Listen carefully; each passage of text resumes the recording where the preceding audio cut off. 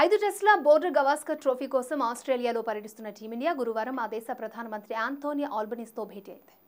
Adelaide వేదికగా December 6 నుంచి జరిగే పింక్ బాల్ టెస్టుకు ముందు భారత్, నవంబర్ 30, డిసెంబర్ 1న ప్రైమ్ మినిస్టర్ 11తో 2 రోజుల వార్మప్ మ్యాచ్ ఆడనుంది.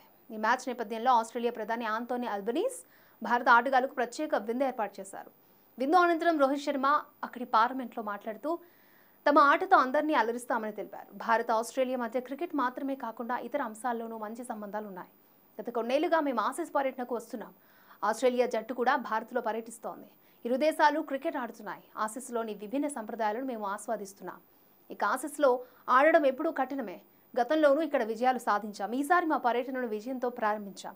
ఇదే జోరును సిరీస్ ఆశాంతం కొనసాగించే ప్రయత్నం చేస్తాం. ఆస్ట్రేలియా క్రికెట్ ఫ్యాన్స్ను అలరించడంలో ఏమాత్రం వెనకడుగు వేయం. క్రికెట్ను ఆదరించడంలో భారత్తో పాటు ఇక్కడ ఫ్యాన్స్ ఎప్పుడు ముందుంటారు.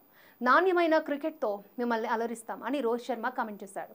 అయితే ఆస్ట్రేలియాతో 5 టెస్టుల బోర్డర్ గవాస్కర్ ట్రోఫీలో టీమిండియా శుభారంభం చేసింది. పెర్త్ వేదికగా జరిగిన తొలి టెస్టులో టీమిండియా విజయం సాధించింది.